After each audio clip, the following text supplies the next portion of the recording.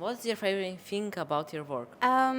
Well, I think that my favorite thing about work is that I can actually see the results. So after working for many years on a project, then at the very end there's going to be a wind farm offshore to show the results. What do you like about this university? This university, I think it's a very modern one, and I do like that people are very welcoming here. Where are you from, and what is your first language? Where did you learn something about your work? So, I come from Romania, my first language being Romanian. That's why my English is not perfect. And I studied about offshore wind in Belgium, in Liège. Yeah. How long did it take to learn to your profession? Oh, very difficult questions. It took me 4 years and a half to gather enough knowledge to be able to work in this industry. So now, since 5 years, I have been working only in offshore wind. Well, cool.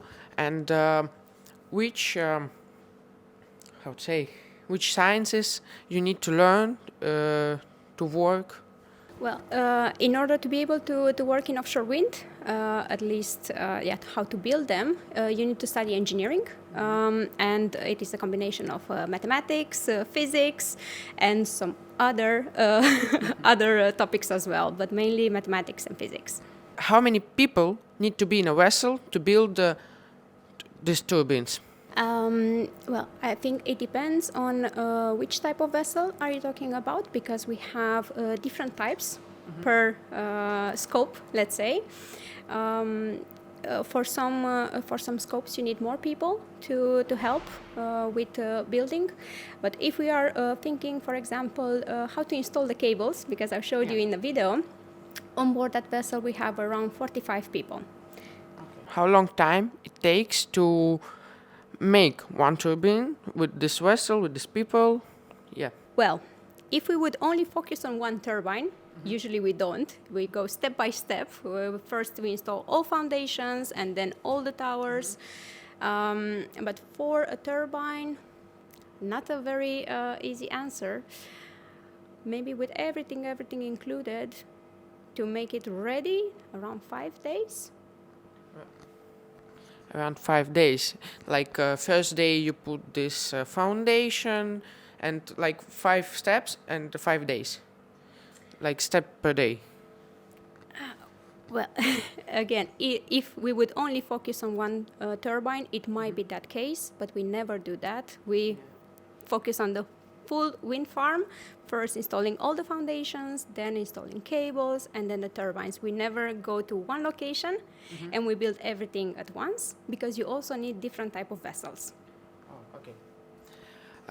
Then how ecology is these wind farms, how ecology is making these turbines, and how we can reuse them later? A wind farm is actually some kind of sanctuary for marine life, because within the wind farm you are not allowed to fish, for example. So no one can go there fishing, which means that it's an area where marine life is not threatened. So then, once you start building all the foundations and you have some rock at the bottom, then you already see that more fish will be there, and then you also have some oysters or maybe some starfish. So it really enhances the marine life. Something you find interesting in the sea against the bombs? Something like historic things? Yes, indeed. For the wind farm that we are currently building, we found some anchors, and one of them is dated from 1600. So a very old anchor in almost perfect condition that will be restored and then displayed in a museum. Thank you. Thank you very much. A pleasure to discuss with you.